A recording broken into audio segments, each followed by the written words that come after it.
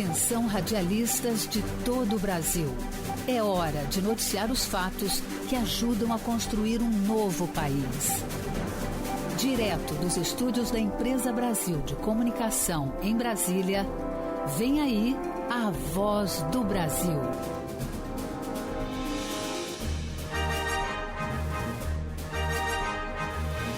Em Brasília, 19 horas.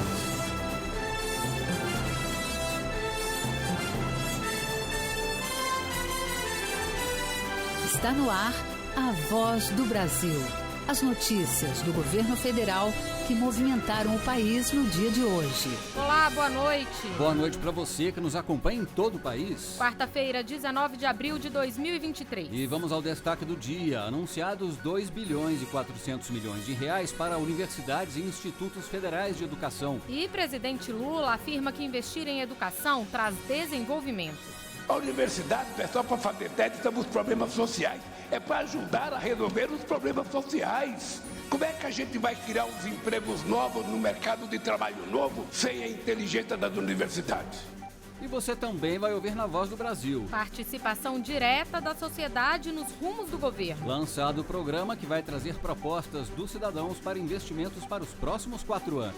Hoje é Dia Nacional dos Povos Indígenas. O governo anuncia medidas para garantir direitos aos povos originários, como grupo para identificar e delimitar terras indígenas. Vamos falar sobre as ações em uma entrevista ao vivo com a presidente da FUNAI, Joênia Wapichana. Hoje, na apresentação da Voz do Brasil, Mariana Jungmann e Nazi Brum. E assista a gente ao vivo pela internet. Acesse voz.gov.br. Pela primeira vez, o dia 19 de abril, antigo Dia do Índio, é celebrado como Dia Nacional dos Povos Indígenas. A data foi renomeada para reforçar a diversidade e a luta dos 305 povos originários que garantem a preservação dos biomas brasileiros e de 274 línguas faladas no país. A mudança no nome foi proposta pela então deputada Joênia Wapichana, hoje presidente da FUNAI, a Fundação Nacional dos Povos Indígenas. E é com ela que conversamos agora, ao vivo, no estúdio da Voz do Brasil, sobre os avanços da política voltada aos povos indígenas. Boa noite, presidente. Boa noite. Presidente, o presidente Lula mencionou entre as primeiras ações dessa gestão a reestruturação da Fundação Nacional dos Povos Indígenas. Queria que a senhora falasse um pouco sobre o que isso significa, quais são as mudanças que estão sendo feitas, falar um pouco sobre essa nova FUNAI. Significa uma necessidade que nós temos hoje de fazer a implementação das políticas públicas e, principalmente, o exercício dos direitos dos povos indígenas que já são garantidos em lei na nossa Constituição, desengavetar os vários processos de demarcação de terras indígenas que há alguns anos estão paralisados da antiga gestão e que é tão necessário na vida dos povos indígenas avançar nessa regularização e também levar à proteção dos territórios indígenas, fiscalizar, fazer com que se cumpra essa obrigação e que é feita através da Fundação Nacional dos Povos Indígenas. E para que a FUNAI possa cumprir a sua missão institucional, ela tem que estar fortalecida. FUNAI, durante muito tempo, não teve investimento. É um órgão que hoje protege a vida dos povos indígenas, no entanto, seus orçamentos foram insuficientes e ainda é insuficiente, mas tem uma importância muito grande para fazer tudo isso que a gente acabou de falar, que é a regularização fundiária, que é a proteção dos territórios, é levar a política pública, o desenvolvimento social e proteger os diversos biomas. E a FUNAI precisa estar bastante forte, estruturada, com seus servidores valorizados.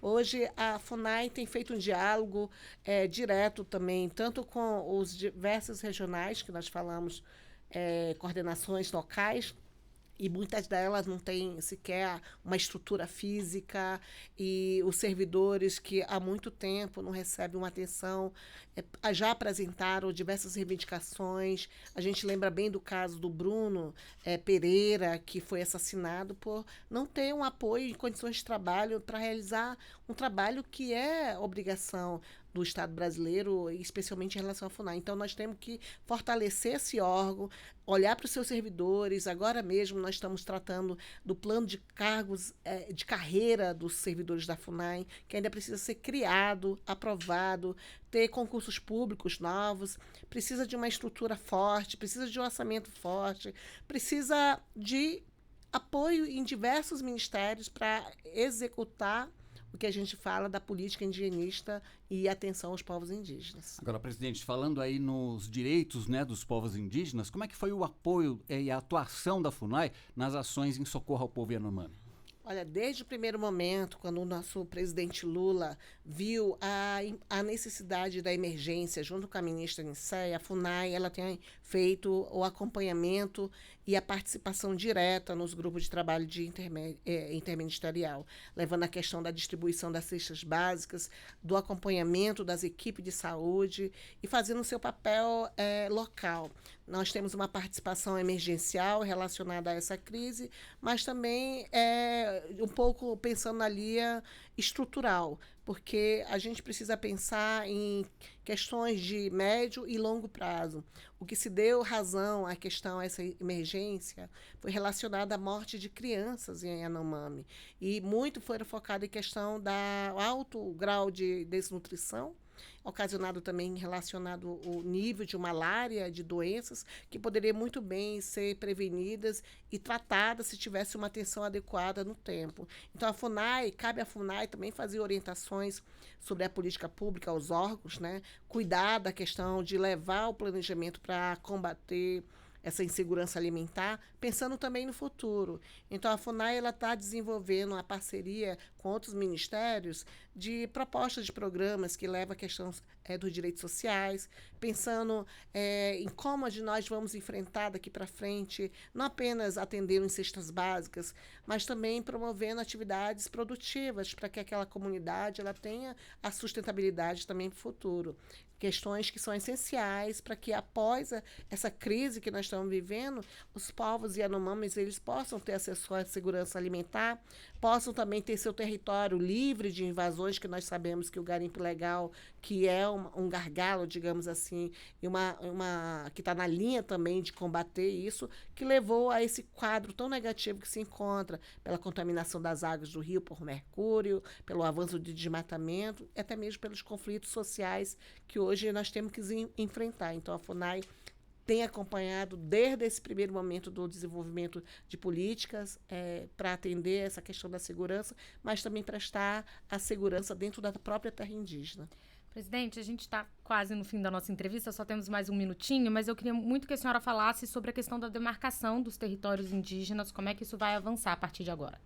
Olha, desde que eu assumi como presidente, nós já criamos 8 grupos de trabalho para identificar e delimitar terras indígenas em diversas partes do país. E hoje mesmo assinei 6 novos grupos de trabalho. Então, aos poucos, mesmo com toda a dificuldade, a FUNAI vai cumprir nossa missão. Estamos dando prioridade a fazer com que as terras indígenas elas sejam, os seus processos sejam avançados. Tem algumas decisões judiciais que nós temos que cumprir da gestão passada por paralisia assim, do órgão, mas nós estamos dispostos a avançar nesse processo de regularização de terras indígenas. Já encaminhamos 14 processos de terras indígenas para o presidente Lula homologar. Nós estamos aguardando que tenha boas notícias. Então, a FUNAI está retomando as suas atividades constitucionais para que os povos indígenas tenham seus direitos implementados e exercício. E a demarcação de terras indígenas é fundamental nessa atuação da FUNAI. Bom, nós conversamos com a presidente da FUNAI, Joênia Wapichana. Presidente, a gente agradece muito a sua presença aqui na Voz do Brasil. Caimém Manauã. E como conversamos com a presidente da FUNAI, uma série de atividades foram realizadas hoje para lembrar o Dia dos Povos Indígenas. Foram assinadas medidas para auxiliar na identificação de terras e também de valorização da carreira dos povos originários. O dia 19 de abril foi celebrado com música e assinatura de atos para valorização da carreira e direitos dos povos indígenas. foram estabelecidos 6 atos em evento promovido na capital do país. Entre as medidas, a criação de grupos técnicos para a identificação e delimitação de terras indígenas em locais como Acre e Amazonas. Também foi assinada parceria com o Ministério do Desenvolvimento, Assistência Social, Família e Combate à Fome, no valor de R$12 milhões para a compra de ferramentas que ajudem a restabelecer a capacidade produtiva do povo Yanomami. Foi revogada ainda a instrução normativa que enfraquecia o licenciamento ambiental no Brasil ao permitir que organizações mistas de indígenas e não indígenas pudessem explorar economicamente terras tradicionais. Pela manhã, a ministra dos Povos Indígenas,